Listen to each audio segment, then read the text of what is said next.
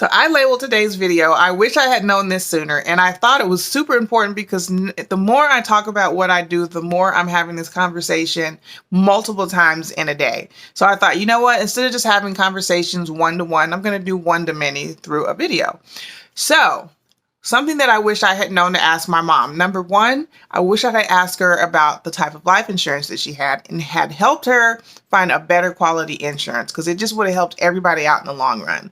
However, I am extremely grateful that my mom took pride and she was able to get whatever she deemed necessary or affordable for her. So it did allow us to cover most of her bill and not have too much to worry about after the fact. So I'm grateful that she was proactive in that way and she found something so that she could be that blessing to us in terms of like making sure that she had everything taken care of. Because I've seen many families that they don't have it and then they've got to do like fundraisers on Facebook, GoFundMe pages to try to raise money for somebody's funeral. And I'm telling you, that's really stressful because you can't do anything unless you have payment when it comes terms to getting somebody buried.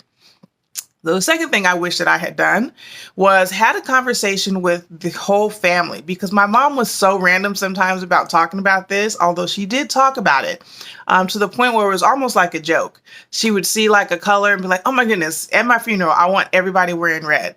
Or she'd be eating something and these would be like months apart. Okay, so just most random comments, but she'd be eating catfish. At my funeral, I want everybody eating catfish with cornbread and coleslaw. Like she was that specific about it. So I started saying, you know what? You need to start writing this down so I can make sure that we are following your wishes to the letter. However, instead of just having these sporadic conversations, one with me, one with my sister, one with my dad, you know what I mean? I wish we had all just sat down so we could discuss exactly what was going to happen. So we could have been equipped and prepared and being able to respond instead of reacting. That's a big thing, let me tell you. The third thing I wish I had asked was just to confirm the location of my mom's most important papers. Now, because I got on to my mom about writing down what her final farewells were, she did write it down with her. She wrote it with writing, and then she also put it on a computer. However, I couldn't get into her computer when time came, and I specifically remember having a conversation like I felt like God had dropped down in my spirit to ask my mom where her information was for when she passes away. And she said, oh, I just finished it. She was so excited because she's like, I have my obituary. I know what food, the music that I want played. And so she was really excited to have it done. And so I said, okay, well, where is it? And so she was looking for her jump drive that she had put it on, but she couldn't find it. And at the time, she didn't feel like getting up. So I didn't make a big deal about it. But I wish that I had just went ahead and reinforced how important that was and came back to follow up to see if she had found it or found a way to like copy all her notes. That would have saved me so much time. I'm telling you, when you guys get a prompting, and what I call a prompting is when you're just sitting there and you all of a sudden have the most random thought about something. That's what I call God dropping nuggets into your spirit, because he's kind of giving you a heads up without saying, hello, warning. But he has his way of being subtle about it so that you can't say you didn't know. So I remember specifically having that conversation, but I didn't follow up. The fourth thing that I wish I had done was did I say confirm the location of her papers? I think I did. The fourth thing would be utilizing or having conversations about how we were going to utilize the life insurance. So my mom had been another beneficiary. And so because they were not used to this, like they had never gone through a major loss like this, they didn't really know what to do. And a lot of people reacted completely different than what I expected, but my mom called it. I remember her telling me, okay, so-and-so is going to act like this person will do this person will do this. And I wish we had all just, again, sat down so we could talk and understand what our roles could possibly be and how important each role is. And I'm going to tell you, as a beneficiary, that's a major role, because if you don't know how to manage money, if you don't know how to communicate, it's going to make it really hard on the person that's planning the funeral, whether it's you or not. And now they're having to figure things out, how to like get things completed, either going around you or trying to figure out like how to get along with this person. So make sure you're choosing the right beneficiary. Make sure they are suited for the task, not just because you've got one for one kid and you don't have something for the other. Don't let that be a thing, okay? Because that messes up a lot of people. And believe it or not, families stop talking to each other after a parent passes away because either the money wasn't separated separately or there was a major offense that happened because somebody said something in a way that hurt them and they never basically talk about it again and they just hold that offense.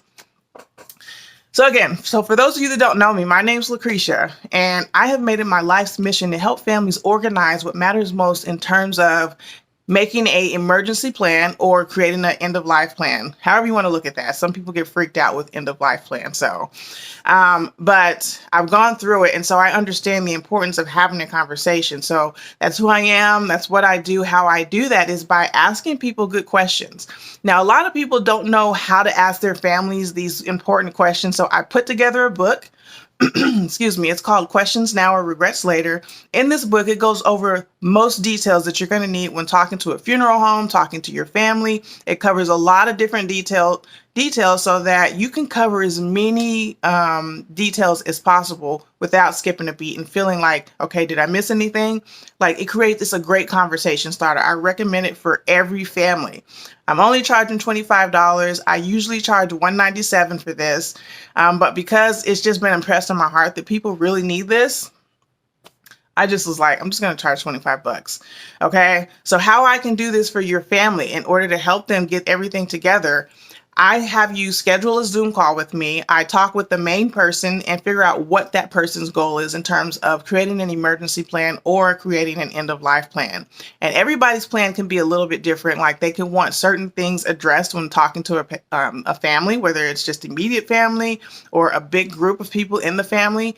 Now, normally I try to talk with people that are just going to basically be super hands-on and they have certain tasks that are going to be assigned. So the beneficiary, a person that maybe is going to be handling putting all the events together in terms of like the service, like the people that are going to be the major players and be are going to be playing the role of making major medical decisions. I want to talk to them so that everybody, when it comes into play, they know their role, they know what the person wants, and they know how to respond and make sure that everything gets done accordingly. So if you guys want more information, please drop a line below and say family or click the links in the bio. I love helping families do this. I love helping walk families through it because I understand from personal experience how important these conversations are. And even if you've got family that's okay, your parents are okay, you're okay, your spouse is well, that is a blessing. This is the best time to start preparing these conversations because everybody's at their best. They're not stressed out. They're not at each other's throats. You're going to get the best answers. So whether you're young, old, married, single, got kids, no kids, every person needs this. But especially if you've got kids or you've got parents that are getting older, you really want to start getting this stuff done sooner than later. But if you have a hard time having these conversations, I'd be happy to help walk you through it. So I want to thank you for taking the time to listen to what I have to say, and I will see you in my next video.